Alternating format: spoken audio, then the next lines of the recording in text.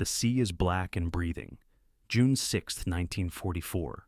Somewhere between England and France, before the horizon begins to bleed with dawn, a line of machines floats where no armored vehicle should ever be.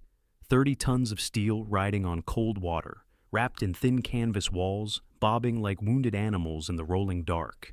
Inside one of them, 4 men sit shoulder to shoulder in stale air, thick with oil, sweat, and fear. The engine growls softly beneath their boots. Outside, the English Channel slaps against the fabric skin stretched around the tank, every wave sounding like a countdown. Each man knows what happens if the canvas tears. Each man knows steel sinks faster than flesh. And yet, they move forward anyway. Somewhere ahead is Normandy. Somewhere beyond the dark is dry land. They cannot see it. They can only trust that this strange, absurd invention, the floating tank that officers laughed at in briefing rooms, will carry them there alive. And as the shoreline begins to glow faintly through thick Atlantic mist, an impossible question presses into every breath they draw. Who in their right mind ever believed a tank could float? And why did their lives now depend on it? By 1944, the Allied war machine had become a giant with one missing limb. It had air power that darkened skies, naval guns that could flatten cities, and armies that stretched from desert to snowfield. But there was one battlefield where all that strength evaporated the moment boots touched sand, the hostile shoreline. An amphibious invasion against a defended coast was warfare in its most naked form. No tanks, no artillery, no cover, just men, rifles, and waves crashing against an enemy who had spent years preparing for exactly that moment. The Allies knew this. They had learned it the hard way on August 19, 1942, at Dieppe, where over 6,000 Allied troops, mostly Canadian, stormed a French port defended by German coastal batteries, concrete bunkers, and interlocking machine gun nests. The raid lasted only hours. The casualties were devastating. Tanks trapped on beaches, infantry cut down in open surf. The dead fell not inland, but in the water. The lesson was carved into every Allied planning room afterward. Without armored support, infantry assaults against fortified beaches were suicide missions. What Dieppe revealed was not just German strength, but Allied vulnerability. Troops landed in small boats under machine gun fire. When they reached the shore, there was nowhere to go. Coastal defenses were layered, deliberate, systematic. Concrete bunkers with overlapping fields of fire, anti-tank walls, dragon's teeth embedded in sand, steel obstacles wired with explosive charges. And behind those barricades waited a doctrine of murder perfected at places like Tobruk, Sevastopol, and Tobruk again. German defensive strategy was not based on retreat, but on annihilation at first contact. D-Day would not be a battle for the beach. It would be the Battle of the Beach. By late 1943, Allied commanders were no longer debating whether they would invade Europe. They were debating whether their soldiers would survive the first hour. Across southern England, maps covered walls. Sand tables replaced desks. Commanders no longer discussed if men would die, only where and how many. General Dwight D. Eisenhower understood the central truth early. If the infantry reached shore without tanks, the operation could collapse before noon. Men could not outgun concrete, rifles could not silence bunkers, and artillery, however massive offshore, could not guarantee direct hits on camouflaged emplacements. Hit wrong coordinates, and all you achieved was shaking the environment while machine guns kept firing. Yet bringing tanks across a beach had always been an unsolved riddle. Landing craft were fragile, ramps jammed, vehicles stalled. The few tanks that reached shore did so late, damaged, or wrong-landed. Armor, which dominated on land, became liability at sea. Tanks were never built for saltwater. Their weight crushed boats. Their tracks tangled in obstacles. Their engines drowned beneath waves. For decades, the sea had marked an invisible, impenetrable border where armor ended and infantry began. Field Marshal Erwin Rommel knew this too. By 1943, Rommel, the Desert Fox, had been assigned to defend the Atlantic Wall. It was Hitler's great illusion, a fortified coastline stretching from Norway to Spain, designed to frighten enemies into believing Europe's borders were impenetrable. Rommel did not share that optimism. Where propaganda saw concrete as destiny, Rommel saw vulnerability wrapped in steel. He knew air superiority was slipping. He knew naval bombardment could soften positions. But he also knew something else. If the enemy could be stopped at the waterline, the war might not be won. But it could be delayed. And delay, in Hitler's Reich, had become a survival tactic. Rommel ordered beaches to be turned into killing fields. Wooden stakes hammered into sand with landmines mounted on top. Steel hedgehogs sunk into tidal flats. Barbed wire dragged across dunes. Anti-tank trenches carved behind seawalls. The objective was not to defeat the invasion inland. The objective was to drown it. German doctrine dictated that if Allied troops reached the sand, they should already be dead. Machine guns were positioned to rake the tides. Mortars were angled to blanket shoreline dispersal zones. Heavy guns stood hidden behind camouflage nets, waiting to fire not at ships, but at men clustered helplessly inside metal hulls. And behind it all waited reserve panzer divisions, ready to counterattack the moment a foothold appeared. For every Allied planner studying maps in Britain, Rommel was reading the same coast from the other side. Every landing zone was a potential cemetery. Every inlet a funnel of fire. And at the center of all of it remained one inescapable truth. Infantry without armor were not an invasion force. They were targets. So, planners wrestled with the unthinkable. How do you bring tanks ashore at the exact moment infantry needs them most? How do you land 30 tons of steel, not hours after a beach is secured, but seconds into the first bullets? How do you cross the waterline without pause, without signal, without giving machine guns a single minute of advantage? For months, the question hung unanswered. Barges tested, cranes modified, rafts failed. Engineers drowned ideas as often as water drowned machines. And then, from outside the military hierarchy, from outside traditional design doctrine, a name began to circulate. Not a general, not an admiral, an inventor. And he had an idea so ridiculous that seasoned officers laughed out loud. A tank could float. Nicholas Straussler was not the kind of man generals listened to easily. He had no famous victories behind him, no uniform heavy with medals, no command experience written in campaign maps and casualty reports. What he had was a workshop mind, a mind trained not by battlefield instinct, but by physics, by mechanics, by the stubborn reality of materials under pressure. Born in Hungary, Straussler had spent his life designing machines long before the world came apart in war. He was a problem solver by temperament, not dramatic, not doctrinal. He approached impossibility the way engineers always have, not as an obstacle, but as an equation waiting to be balanced. By the early days of the war, Straussler had already fled continental Europe, eventually finding work in Britain designing military equipment. He was not famous. He was not trusted. In fact, to many inside Britain's conservative military procurement system, he was invisible. But in 1941, he placed a dangerous idea onto a small desk in Whitehall. Tanks could be modified to float, not by building boats around them, not by dismantling their structure, but by giving them a temporary detachable flotation system that could be deployed only when needed. When the tank reached shore, the excess would fall away, and the machine would fight like any other. It sounded absurd. A 30-ton machine riding on fabric? Straussler's idea was founded on something brutally simple: displacement. If the tank could displace its weight in water, it could float. Not permanently, not elegantly. Just long enough to cross the killing zone, long enough to prevent infantry from being butchered without armor. His concept involved erecting a collapsible canvas screen around a tank's hull, a floating wall supported by air pressure, and an internal metal frame.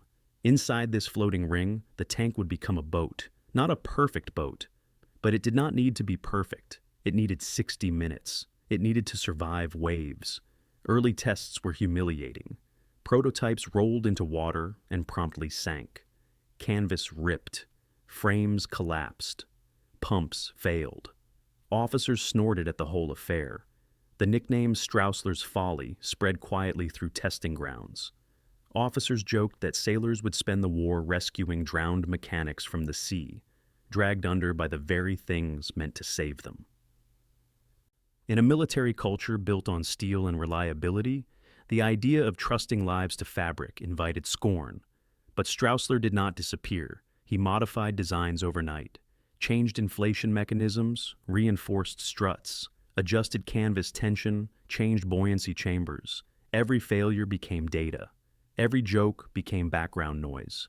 He learned how engines behaved at sea, how waves flexed steel, how moisture corrupted electrical components. And slowly, reluctantly, the tank stopped sinking. One day, during an early demonstration, a modified Valentine tank entered the water, stabilized, and moved forward. Not fast, not gracefully, but it moved.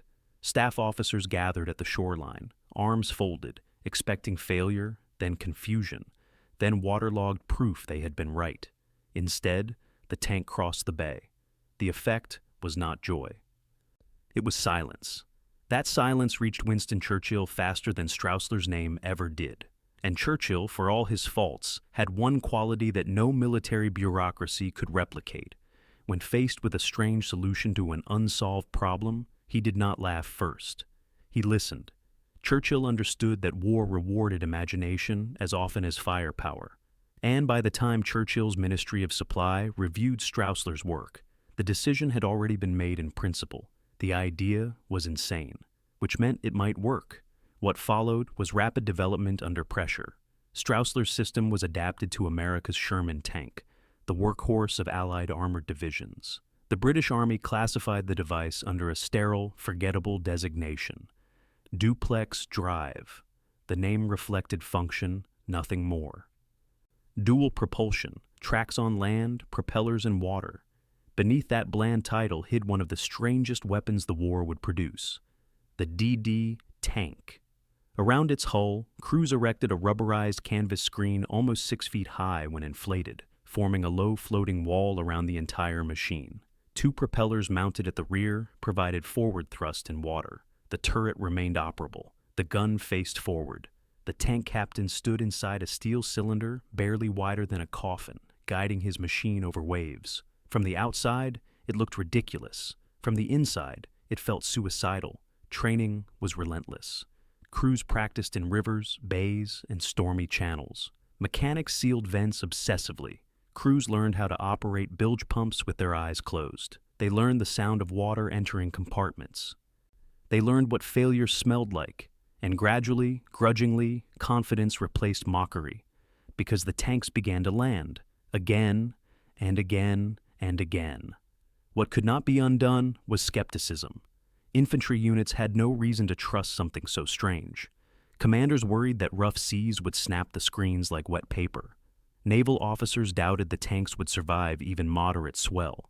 Engineers warned that a single tier could doom a 4-man crew in minutes. Every criticism was true, which was precisely what terrified commanders most, because the alternative, landing without armor, was already proven fatal. By early 1944, the decision was no longer theoretical. Duplex drive tanks were ordered into mass production. Hundreds were shipped to England. Crews rehearsed their launch procedures over and over, knowing one mistake might not offer a second chance. Orders became simple, but heavy. Launch from the vessels, inflate the screens, engage the propellers, and drive directly into enemy fire. No turning back, no retrieval, no retreat. When Eisenhower gave the final green light for Operation Overlord, the largest amphibious assault in history, the dday tanks were scheduled not behind infantry, but ahead of them. The gamble was absolute: canvas against bullets, air against ocean, and men inside a floating machine that had once been a punchline. Soon the English Channel would decide whether Straussler had built a miracle or a moving coffin. The soldiers who were assigned to duplex drive tanks did not feel like pioneers. They felt like test subjects. To an armored crewman, a tank was supposed to mean protection, thick steel, familiar vibration, the known geometry of armor. But inside a dday tank, everything felt reversed. Here, the hull no longer meant safety. It meant weight. A canvas wall stood where steel used to dominate, and behind that fabric lay 70 miles of ink-black water. Crews trained at night, not for secrecy, but because darkness made fear honest. When the channel wind kicked up, even veterans gripped handholds harder than they admitted. The tank would pitch and roll like a cheap boat. The water sat inches from the floorboards. Pumps throbbed. Condensation crawled along metal walls. Every crew member memorized where leaks would appear first, not as an academic detail, but as survival knowledge. There was no sense of heroism inside those tanks, only mathematics. Every gallon of water inside the hull was another inch closer to drowning. They could not swim out through hatches. Waves crushed openings shut. Escape procedures were rehearsed, then ignored. A tank flooded faster than men could react. Inside the Duplex Drive tank, fear came not from bullets, but from water. What unsettled crews most was that the tank did not feel like a machine anymore. It felt alive. The canvas stretched and flexed with waves. The metal frame groaned softly. Wind rattled brackets. No tank in history had ever breathed like this one did. It did not roar into combat. It whispered. And elsewhere, far from the waterline, officers whispered other things too. Some commanders dismissed the floating tank outright. In briefing rooms, officers rolled cigarettes and rolled their eyes. The idea was called laughable, dangerous. A death trap, in the blunt words of one colonel. Others argued it was worse than useless. It would give infantry false confidence by promising armor that might never arrive. If a tank drowned offshore, all it delivered to shore was silence and exposed men. Not all mockery was cruel. Many officers simply could not reconcile decades of experience with what they were being asked to trust. Tanks were supposed to break lines, not surf. They were meant to advance by grinding earth, not floating helplessly on it. The ocean was not just hostile, it was alien to armor doctrine. To risk precious machines and trained crews on water felt like heresy, disguised as innovation. And yet, quiet voices pushed back. British engineers pointed to test results. Naval officers noted that even large ships had once been laughed at for floating. Younger officers, men who had grown up seeing flight became possible, were less dismissive. They had lived through technological revolutions already. They understood that absurdity was often the doorway to transformation. But doubt remained everywhere. To the German defenders, if they had known, the idea would have been amusing. Axis intelligence never fully grasped the scale of Allied amphibious innovation. German planners anticipated tanks arriving late, crawling off landing ships in smoking fits and starts. They never imagined tanks arriving first, floating first, shooting first. And in that miscalculation lay the seed of disaster. Among the crews themselves, humor became defense against terror. They joked about sinking faster than submarines. They painted names on tanks with gallows humor. Some called their machines lifeboats. Others called them canvas coffins. No one spoke about drowning, but everyone practiced for it. What bonded the crews was not faith in technology, but trust in each other. In the tight rooms of steel and canvas, one man's panic became everyone's danger. Calm was not emotional, it was operational. A shaking hand on a valve could doom all inside. A delay at launch could create chaos in waves already crowded with vessels and men. Despite training, the fear never softened. They did not believe in invincibility.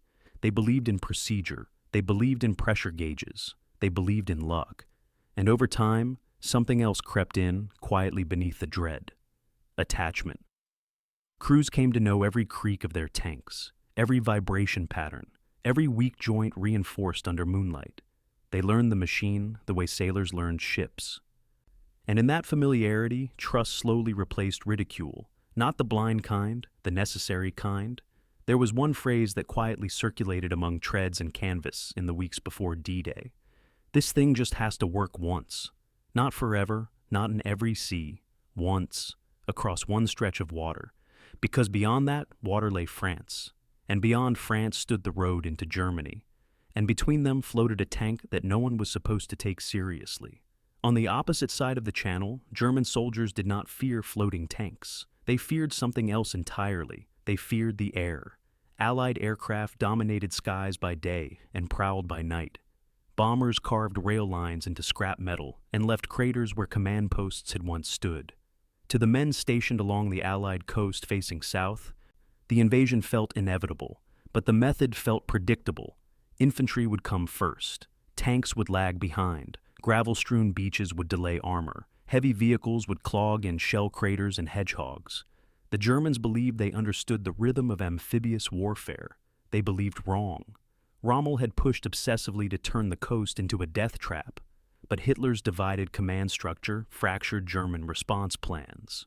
Panzer divisions were held in reserve, requiring personal authorization from Berlin to move. Local commanders feared acting without clear orders. And above all, German defenses were structured against one central assumption. If tanks arrived, it would be hours later. This assumption shaped everything. Machine guns were placed to rake landing craft, not tanks. Artillery was focused on ships, not vehicles on the water. Mines were arranged to destroy hulls driving ashore, not floating. The Atlantic Wall was formidable, but it had been engineered against yesterday. Allied command knew that surprise alone could not win D-Day. Soldier morale was brittle. Intelligence was imperfect. Weather unpredictable. And beyond all that lay a simple rule of warfare. Any plan that depended upon the enemy acting rationally during first contact was already flawed. So Eisenhower and Montgomery embraced something riskier. They embraced unpredictability. The DD tanks were not universally adopted. Commanders tailored their use to beach conditions. At Omaha Beach, American commanders launched their tanks far offshore, hoping to avoid detection and give infantry immediate armored support. At Utah Beach, tanks launched closer to shore. British beaches used different distances entirely. There was no unified doctrine, only calculated risk. Every launch point became a quiet bet against the ocean. Eisenhower did not see the machines as miracles. He saw them as odds. If even a handful of tanks reached shore early, they could change the mathematical relationship between attackers and defenders. One tank could silence a bunker that cost dozens of infantry lives. One tank could break a firing angle that had shredded companies. It was not about perfection, it was about survival thresholds. And survival, Eisenhower understood well, did not require certainty. It required probability. Across the channel, German commanders remained blind to one terrifying possibility: armored vehicles emerging through surf like metallic ghosts just as infantry slammed into sand. Rommel wanted reinforcements near the shore. Hitler wanted them centralized. Their disagreement became fatal. When the invasion finally came, German command channels choked under confusion. Reports contradicted each other. Bombardment lines failed. Messages arrived late or not at all. And amid that chaos, one unexpected detail shattered the carefully laid defensive doctrine. Tanks were already there. Tanks firing. Tanks crawling across obstacles once designed to stop nothing but men. Among German troops, shock traveled faster than orders. Soldiers who saw the shapes through mist thought their eyes were lying. Tanks were not supposed to arrive first. Some believed they were hallucinating. Others believed the landing had gone horribly wrong. In fact, it had gone horribly right. Where DD tanks succeeded, infantry advanced. Where they failed, beaches turned red. This contrast burned into history, because the floating tank did not simply support an invasion. It divided fate itself. One stretch of sand lived under steel, another suffocated beneath gunfire. Among Allied commanders afterward, debate became sharpened by blood. Critics argued the concept had been applied incorrectly. Launch distances were wrong, conditions misjudged. Others countered that, without the concept at all, the beaches might have become mass graves. Both sides were correct. The idea had worked. The execution had killed. And no one could tell where invention ended and gamble began. By the night of June 6th, no officer was laughing at Straussler's machine. They were tallying its consequences. In some sectors, it had delivered victory in hours. In others, it had delivered silence offshore. And stranded infantry paid for that silence in men. The question was no longer whether tanks could float. It was whether they had floated soon enough. At 4:30 a.m. on June 6, 1944, the English Channel was already rising. The wind moved low across the water, folding dark swells over themselves like restless muscle. Landing craft churned forward in long procession lines, engines hammering against tide and fear alike. The invasion had begun, not on French soil, but here, in the invisible space between continents, where steel and flesh waited for the ocean's judgment.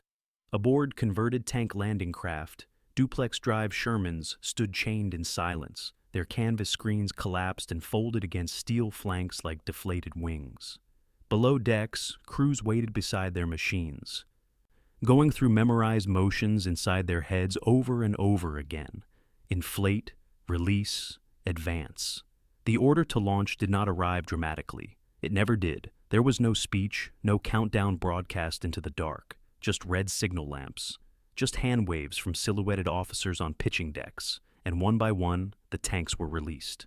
Canvas screens were raised by compressed air, metal frames locked into place. The tanks transformed in minutes from armored beasts into floating contraptions that belong more on an engineer's sketchbook than in the largest invasion the world had ever seen. When ramps lowered, the first tanks did not charge forward. They hesitated, not out of fear, but mechanics. Tracks rotated slowly. The vehicle eased into water like a reluctant animal testing ice.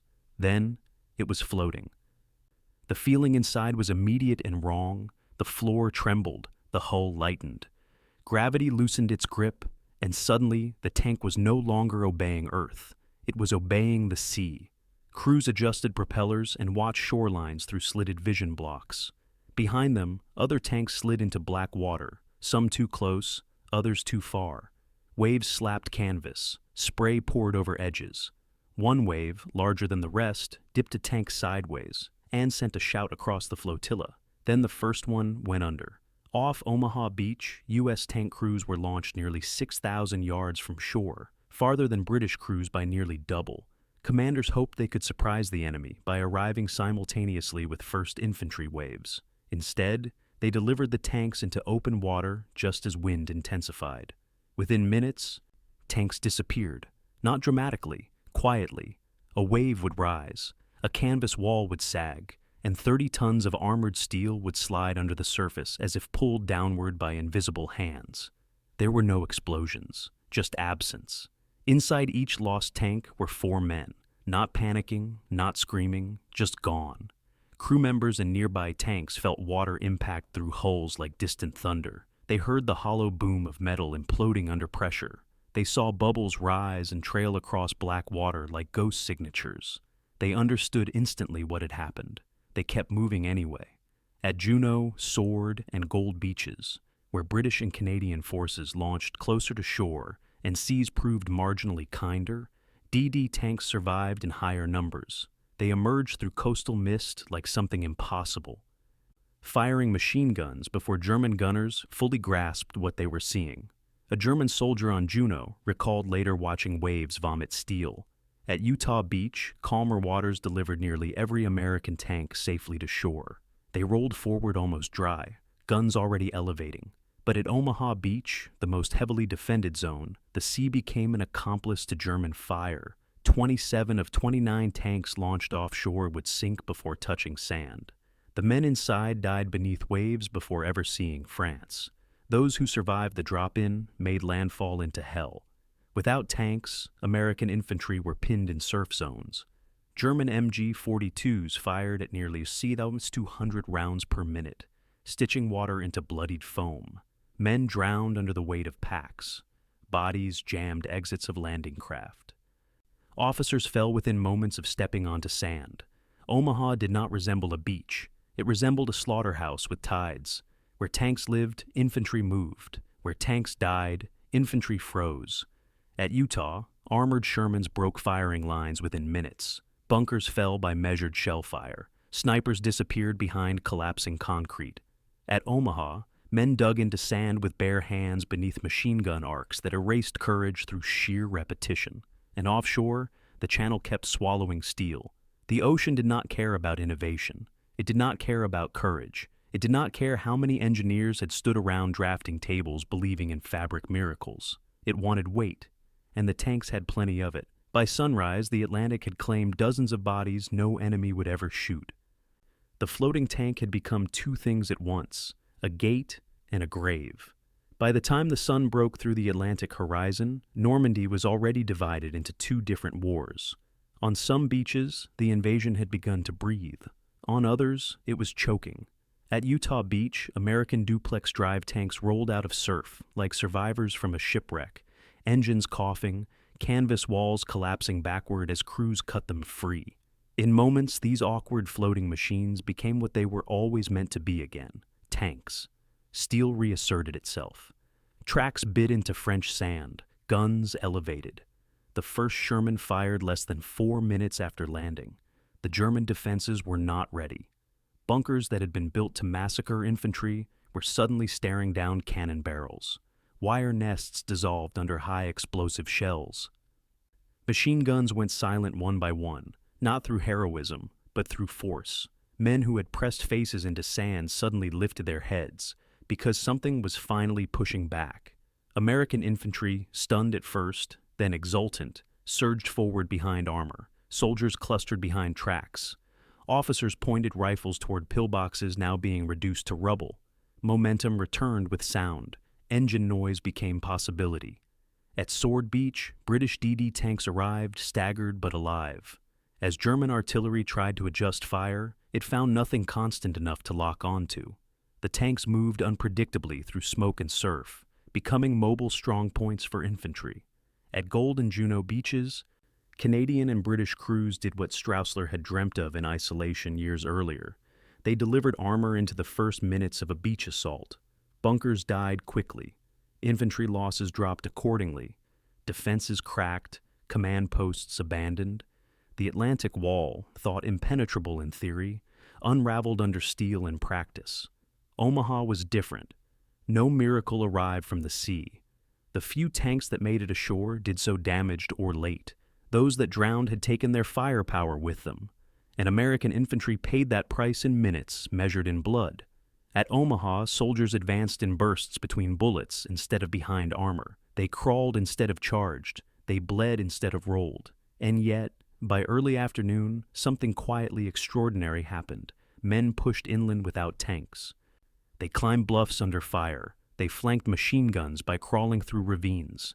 They dragged wounded with belts and rifle slings. They advanced not because they were supported, but because they refused to drown or die where they were.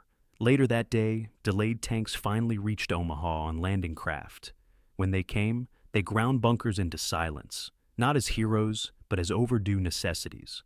Across Normandy, the difference was undeniable. Where Duplex Drive tanks functioned as designed, German defenses collapsed in hours. Where they failed, men bled for ground 1 yard at a time. By nightfall, 5 Allied beachheads survived. Barely. But they survived. That survival was not guaranteed. It was purchased. Purchased with canvas. Purchased with silence underwater. Purchased with engineers who refused to accept geography as destiny. Finished with men who drove into waves knowing better. The floating tank did not win D-Day, but it kept D-Day alive long enough for victory to arrive. By June 7th, tanks had begun rolling inland from beaches once labeled impossible. German counterattacks stalled. Allied supply lines established themselves. The war had cracked open Western Europe's door, and in places where mockery had once reigned, now there was only quiet respect. The machine that floated when it was never supposed to. The invention everyone doubted, the weapon that either delivered men ashore or buried them at sea. When the guns finally paused and the beaches grew still, command staffs did not celebrate the Duplex Drive tank. They counted it, in lives, in yards taken, in hours gained. No parade-honored canvas, no monument rose for fabric and air. But beneath the sand at Normandy, the idea had written its signature in blood. And history, as always, recorded not intentions, but outcomes. When the tide finally receded from the beaches of Normandy, it left behind more than twisted obstacles and abandoned helmets. It left arithmetic that no nation wanted to perform out loud. Victory was announced in headlines. Survival was measured in numbers. And somewhere between triumph and shock, the Duplex Drive tank was no longer an idea. It was a statistic. Out of the roughly 700 DD tanks prepared for D-Day and subsequent landings, only a fraction were launched directly into surf on June 6th. Of those that were, losses varied violently by sector. At Utah Beach, American commanders had revised doctrine hours before landing, choosing to release tanks closer to shore. Most made it. Utah was secured faster than any other American landing zone. Infantry casualties were comparatively light. Tanks did what tanks were built to do, dominate ground. At Omaha Beach, things could not have been more different. 27 of the 29 DD tanks launched into heavy swells vanished beneath the channel before ever reaching sand. Some were dragged under in minutes after taking on water. Others were rolled by waves before canvas could stabilize. Inside each was a trained crew who never fired a shot. The official casualty records described them dryly. Lost at sea. The phrase is deceptively quiet. In reality, each line represented 4 men locked inside flooding steel. fighting pressure, not gunfire. Steel hatches did not open easily underwater. Electricity failed, air vanished, darkness crushed. There are no recorded screams, only sinking. American commanders immediately reevaluated launch doctrine based on that failure alone. No post-war board was needed. Cause and effect had already written themselves across Omaha's bloodied surf. British and Canadian losses were lower, but not absent. Some tanks flipped in shallows. Others developed leaks mid-crossing. Crews that reached shore often emerged shaking from cold and adrenaline. Several died of exposure hours after landing, not by bullet, but by sea.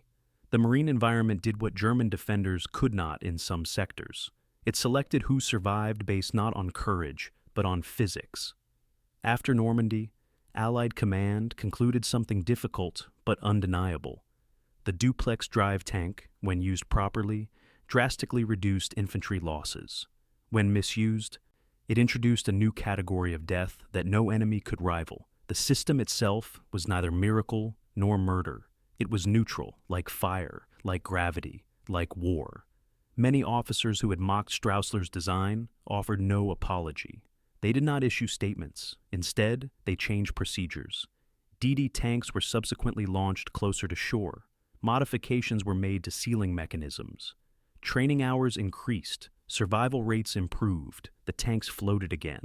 Not always, but often enough to rewrite doctrine. Within months, amphibious armor was no longer experimental.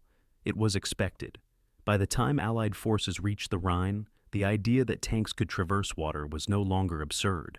It was strategic. Straussler himself remained mostly invisible. He received commendations, but not celebrity. His work was not romantic.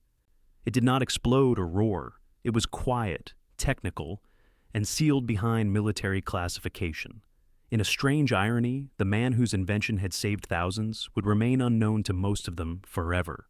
And yet, inside Army engineering divisions, his reputation soared. He had not built a weapon. He had built time. Time for men to reach sand. Time for formations to stabilize. Time for invasion to become occupation. Time for war to tilt. In Germany, captured officers studied Allied armor with a new kind of dread. Their defenses had been calibrated for a different enemy, one who waited for the tide to recede, one who did not bring steel until ramps hit sand. That enemy had not come. This one did. By July, Normandy was no longer a beachhead. It was a supply artery, and inland. German defenders retreated beneath bombing campaigns and region-obliterating artillery. As the war pressed inward, fewer men remembered the floating tanks with ridicule. More remembered them with a quiet, uncomfortable gratitude. Because deep down, everyone knew, had those machines failed everywhere, D-Day might have died screaming in surf. After the sand had hardened beneath boots and tire tracks, after bridges were blown and hedgerows burned, the Duplex Drive tank faded back into obscurity the way most wartime inventions do. Not because it failed, but because war does not linger on what simply works. History prefers explosions. It adores tragedy. It seldom remembers mechanisms that operate quietly in the background of survival. The dday tank did not become iconic like the Spitfire or the Tiger. It never made headlines in victory parades. It appeared in few propaganda reels. When the war ended, it vanished almost immediately from operational design, replaced by better landing craft, heavier lifts, improved beach logistics.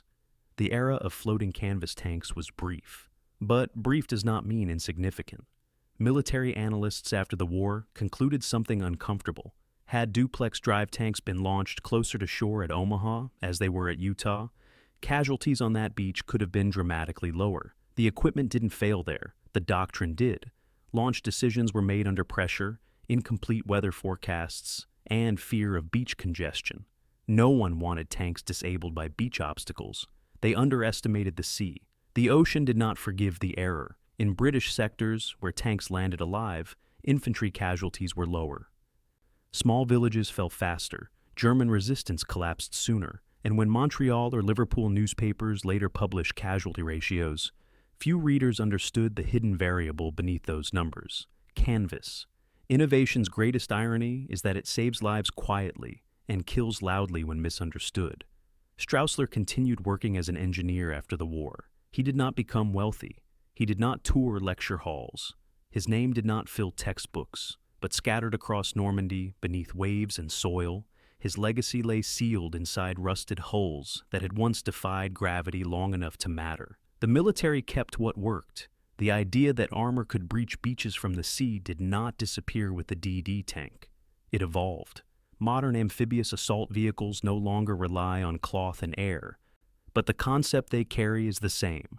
Infantry without armor dies first. The U.S. Marine Corps later developed amphibious tanks and tracked vehicles with built-in flotation. Navies designed vessels that delivered armor at speed. Engineers redesigned invasion doctrine itself. One lesson from Normandy never changed. Land forces should not arrive naked. From then on, armor and infantry went ashore together. As history moved forward, the floating tank became less a machine, and more a moment. A moment when innovation stood between failure and foothold, when ridicule nearly outweighed necessity, when skepticism almost delayed survival. Photographs remained. Grainy, out of focus, a tank in surf, a shadow behind mist, a canvas wall cutting through waves. Those images survived longer than most witnesses. Now, decades later, the beaches of Normandy feel nothing like they did in June 1944. Families walk where men once bled into water. Seagulls glide above sand that once reeked of cordite and death. The Atlantic rolls peacefully, as if embarrassed by what it once did. And nothing there floats anymore. No canvas walls, no propellers, no steel phantoms emerging through surf. Only memory and rusted scrap beneath waves. Yet the story remains incomplete, because understanding its meaning requires standing farther back than landings and losses. It requires asking something quieter, something more dangerous. What kind of war forces men to trust fabric more than iron? War rarely announces the inventions that save it. It celebrates generals. It names battles. It counts medals and territories. But between every headline, victory lies something smaller and stranger. An idea that once sounded foolish, dangerous, or wrong, until men were asked to live inside it. The Duplex Drive tank was never meant to be admired. It was meant to arrive. It was meant to cross a line no machine had ever crossed before. Not a beach, but a boundary in thinking. The boundary that said some things were simply impossible. Tanks do not float. Canvas cannot save lives. Steel sinks. History proved otherwise. On the morning of June 6, 1944, the Allied invasion of Europe hung in a place no map could mark. In the few inches of water beneath a tank's belly, in the tension of fabric stretched too thin, in the fear held inside men waiting for gravity to return. Some machines drowned, some men disappeared into cold silence. But enough survived. Enough arrived. Enough broke open a continent, and because they did, everything that followed became possible. Paris, the Rhine, Berlin, the end. The floating tank did not conquer Europe, but it carried the war across the one place where it might have died. So history does not remember it for beauty, or elegance, or perfection. It remembers it, if at all, for something harder to see, for buying minutes, for buying ground, for buying life. The world is built not by brilliant ideas, but by the ones that work once, when they must. And somewhere beneath Normandy's calm tide, where tourists walk and children play, steel still sleeps under sand and salt water. Canvas has long since rotted away, but the risk remains, and so does the truth. Sometimes the most laughable idea in the room is the only thing standing between drowning and shore.